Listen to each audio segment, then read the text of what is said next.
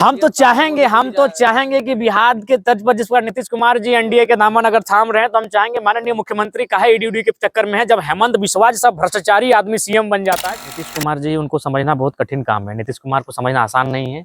उनकी आयु 60+ है, मेरी आयु 30 से नीचे है। हमारी उनकी आयु में मैंने एक बहुत बड़ा अंतर बन जाता है। सबसे भ्रष्टाचारी आदमी अगर नॉर्थ ईस्ट में कोई था तो हेमंत बिस्वा, जो भी भारतीय जनता पार्टी में आके सीएम बने हैं। तो माननीय मुख्यमंत्री भी बीजेपी में चले जाए, हम लोग का रास्ता पहुंच गए, हमारा रास्ता आसान होगा। अगर माननीय मुख्यमंत्री अगर जेएमएम बीजेपी गठबंधन करती है तो हम लोग तो अपने आप को बहुत हाई पाएंगे। तो हम तो चाहेंगे उनको आप बीजेपी के दामन थामे, विपक्ष में हम लोग मजबूती के साथ। आदरणीय प्रधानमंत्री रहे चाहे आदरणीय राहुल गांधी जी भी अगर अपनी पार्टी से आते हैं तो जहां 2 सभा एक दिन में इस लोकसभा में करेंगे, हम 10 सभाएं करेंगे, रात 2 बजे तक करेंगे।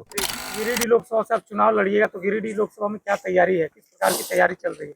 देखिए, वो तो आप बताएंगे कि क्या तैयारी है, रायशुमारी क्या है, जनता क्या चाहती है, बदलाव चाहती है, झारखंड के बेटे को सदन में देखना चाहती है कि नहीं, वो तो मीडिया कर्मी लोग बताएंगे। आप लोग भी थोड़ा मेहनत कीजिए, गांव-गांव जाइए और थोड़ा सा हमको रिपोर्ट कर दीजिए।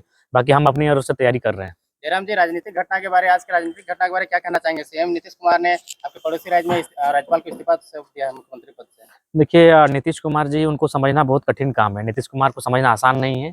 उनकी आयु 60+ है, मेरी आयु 30 से नीचे है। हमारी उनकी आयु में मैंने एक बहुत बड़ा अंतर है। मुझे नहीं लगता है कि एक 30 साल का लड़का एक 60 साल के व्यक्ति को जज कर पाएगा। वो नीतीश जी जानते हैं और वो बिहार के विषय है। हम फिलहाल हमारी इतना सामर्थ्य भी नहीं कि हम पड़ोसी राज्यों पर चर्चा करें और उन पर कुछ फोकस कर सकें। हमारा झारखंड अपने तंगहाल है, बदहाल है। इस राज्य में अगर हम थोड़ा भी सुधार ले आएंगे तो ये हमारे लिए गौरव की बात होगी। जयराम जी, आपकी पार्टी रजिस्टर्ड नहीं हो रही, इसमें आपको सिंबल नहीं मिल रहा तो देखिए, दिक्कत होगा, दिक्कत होगा। लोग बार-बार आरोप लगाते हैं कि ईवीएम को हैक कर लिया जाता है। ऐसे ही आप अगर आपकी पार्टी अगर रजिस्टर्ड नहीं होगी तो सिंबल को लेकर के परेशानी होगी और वैसे में कहा जाता है कि ईवीएम हैक हो जाता है तो फिर उसमें आपको भी दिक्कत आ सकती है। देखिए, संभावना है दिक्कत आ सकती है, लेकिन देखिए, अगर हम लोग पार्टी चुनाव के लड़ने के लिए हम आए ही नहीं थे। अगर चुनाव लड़ने के लिए आते तो हमारी टीम जब से हम लोग आंदोलन किए थे, आप भी जानते हैं, मानव श्रृंखला के बाद हम लोग का कद बढ़ चुका था राज्य में, तो उसी समय हम लोग पार्टी के लिए आवेदन कर देते, लेकिन वहां तक हमारा मकसद नहीं था।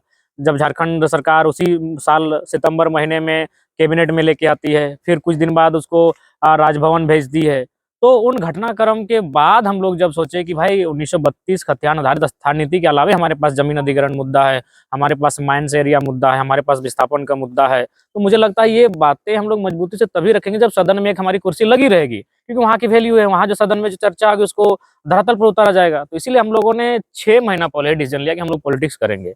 अगर ये शुरुआत में लेते तो हमारे पास ये समस्या नहीं होती। तो इसलिए राज्य की जनता को समझना चाहिए कि हम लोग अपने स्वार्थ के लिए नहीं, राज्य के हितार्थ के लिए पॉलिटिक्स में आ रहे हैं। राज्य के लोगों के हितार्थ के लिए आप सहारा इंडिया के लिए आंदोलन करते हुए नजर आएंगे क्या?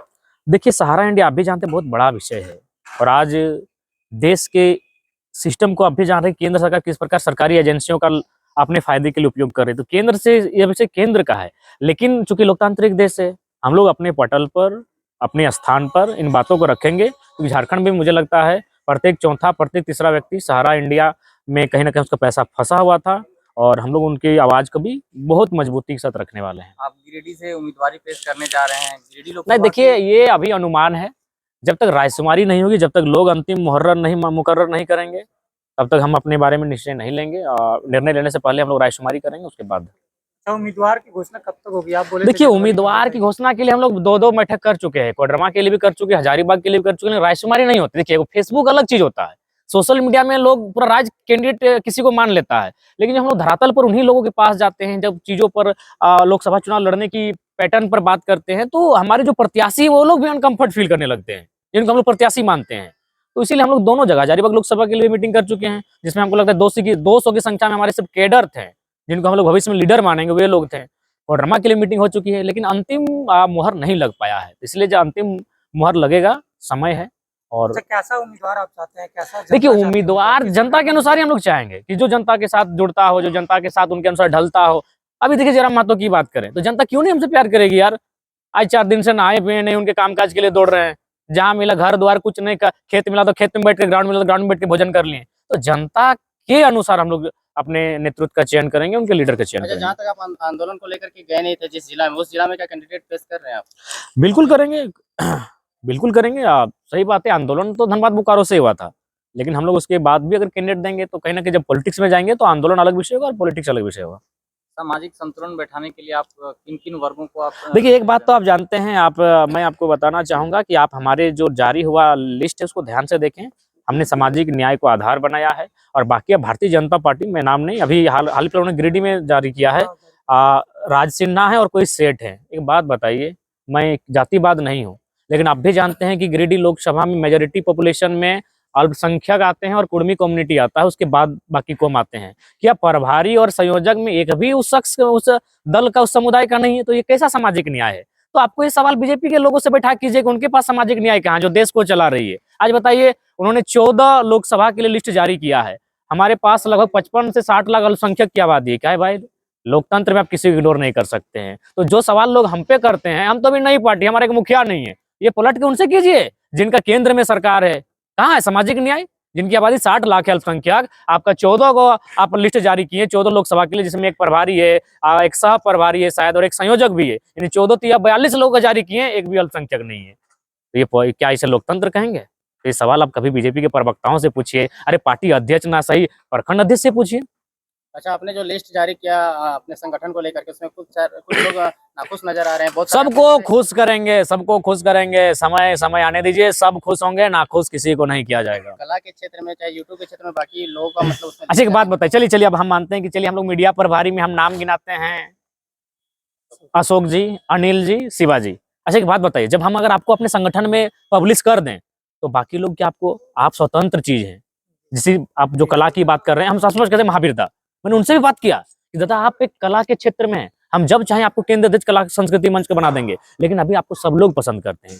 उसके बाद भी अगर आपको है तो हम कल ही उनको जारी करेंगे, निश्चय जारी करेंगे। महावीर दा हमारे सम्माननीय है, हमारे आदरणीय है। समय कम है, तैयारी कितना जोरों शोरों से दिन रात कैसा चल रहा है? देखिए, सबसे बड़ी चीज है ऊर्जा। आदरणीय प्रधानमंत्री भी अगर गिरिडीह का दौरा करेंगे ना, तो एक दिन में हार्डली वो 2 जगह सभा कर सकते हैं। हम उनसे कम से कम 5 गुना ज्यादा करेंगे, वही हमारी ताकत है। आदरणीय प्रधानमंत्री रहे चाहे आदरणीय राहुल गांधी जी भी अगर अपनी पार्टी से आते हैं, तो जहां 2 सभा एक दिन में इस लोकसभा में करेंगे, हम 10 सभाएं करेंगे, रात 2 बजे तक करेंगे। सुनिए, आज हम आपको टास्क देते हैं, आप तीनों मीडिया कर्मियों को हम ये टास्क देते हैं 5 दिन का। 6ठे दिन हम टास्क में बताइए कि कहाँ हम लोग सीट कैंडिडेट दे सकते हैं। जयराम जी, 4 फरवरी को पीएम और सीएम की बहुत बड़ी सभा होगी, तो क्या भावी सीएम का भी वहाँ सभा हो पाएगी? काउंटर सभा आप करते हैं, तो काउंटर सभा फिर करेंगे लोग क्या? बोल कहाँ रहे 4 तारीख को कार्यक्रम कहाँ है? धन्यवाद। सीएम का भी है, दोनों का है। तो काउंटर सभा एक बलियापुर में, एक गोल्फ ग्राउंड में। लोग ये कह रहे हैं कि भावी सीएम का भी अच्छा, सभा होनी चाहिए। अच्छा एक बलियापुर में अभी एक गोल्फ ग्राउंड में है, मैंने पीएम सीएम दोनों है। तो या तो आप बताएं, बाद में बताएं, ठीक है, हम लोग भी सोचते हैं। अच्छा हम लोग भी कहीं तब किसी क्षेत्र को टारगेट कर ही लेते हैं। बलियापुर और धनबाद के आसपास का ही हम लोग कोई सीमा को टारगेट करते हैं, और उम्मीद करते हैं हम लोग अपने संगठन को अभी जारी करते हैं कि पीएम और सीएम के बीच हमारी भी पहचान फीकी काहे पड़े, हम लोग भी आते हैं। तो उस दिन प्रदर्शन दिखाने की बात होती है, देखिए, शक्ति प्रदर्शन की बात कीजिएगा तो देखिए तारीफ नहीं, लेकिन आप भी जानते हैं कि जब मुख्यमंत्री का हाल ही फिलहाल का जो बलियापुर का कार्यक्रम हुआ था, उसमें 55 को विद्यालय के लिए स्कूल दिया गया था। तो 55 विद्यालय मान के चलिए, एगो में 100 बच्चे अट जाते हैं, तो 5500 5000 की भीड़ बहुत होती है। तो 5000 की भीड़ तो केवल आप स्कूल के बच्चों को उठा के ले आए। जब पीएम आएंगे तो वो 4 गुना होगी, क्योंकि पीएम है, यानी 5 गुना 4 करेंगे तो 20, यानी 20,000 तो बच्चे चल जाएंगे केवल स्कूल से, अभी फोर्स करके कि आपको लेके आना है। तो भाई अगर जेन्युइन सभा कही जाए तो झारखंड के और कोयलांचल की माटी में कोई आए, फिर हमारे सामने फीके पड़ना लेकिन पड़ता। जयराम जी, जब भी आप काउंटर सभा करते हैं तो बहुत सारे आपके ऑर्गेनाइजर लोगों के ऊपर उल्टा पल्टा केस भी हो जाता हाँ है। देखिए, डर होता है, स्वाभाविक है, डर होना चाहिए। और हम लोग आप संज्ञान में दिए हैं, 4 तारीख को हम लोग संज्ञान में रखते हैं। और बकायदा आप चेक कीजिए, आप लोग जाके पूछिएगा लोगों से कि सभा में आप अपनी मर्जी से, चाहे पीएम की सभा रहे चाहे सीएम की सभा रहे, या फिर आपको बाय फोर्स भेजा गया है। जल सहिया बाय फोर्स भेजा जाता है, हमारी काकी लोग है, बाय फोर्स भेजा जाता है, पीएम रहे चाहे सीएम रहे, फोर्स करके जाइए, नहीं तो नौकरी ले लेंगे। तो हम लोग अगर कभी पॉलिटिक्स करेंगे तो अपनी सभा, क्योंकि हम लोग विचार हैं और विचार को जबरदस्ती सुनाया नहीं जाता है। आज जो लोग हमको गाली देते हैं, यकीन मानिए रात को यूट्यूब चालू करता है टाइगर जयराम महतो आज का भाषण, और सुनते हैं। विचार जबरदस्ती सुनाया नहीं जाता है। विचार में इतनी ताकत है कि जो आपको ना भी पसंद करे वो सुनता है, और वो हम है। बिहार की हलचल का जो प्रभाव देखिए, है, बिहार नहीं पड़ेगा, झारखंड में भी देखा जा रहा है, और शायद जो महामहिम हम तो चाहेंगे कि बिहार के तर्ज पर जिस पर नीतीश कुमार जी एनडीए के दामन अगर थाम रहे हैं, तो हम चाहेंगे माननीय मुख्यमंत्री काहे ईडी के चक्कर में है। जब हेमंत बिस्वा जैसा भ्रष्टाचारी आदमी सीएम बन जाता है, सबसे भ्रष्टाचारी आदमी अगर नॉर्थ ईस्ट में कोई था तो हेमंत बिस्वा, जो भी भारतीय जनता पार्टी में आके सीएम बने हैं। तो माननीय मुख्यमंत्री भी बीजेपी में चले जाए, हम लोग का रास्ता, पहुंच गए, हमारा रास्ता आसान होगा। अगर माननीय मुख्यमंत्री अगर जेएमएम बीजेपी गठबंधन करती है, तो हम लोग तो अपने आप को बहुत हाई पाएंगे। तो हम तो चाहेंगे उनको आप बीजेपी के दामन थामे विपक्ष में हम लोग मजबूती के साथ आएंगे और हम लोग स्वागत करेंगे उनका उस फैसले का।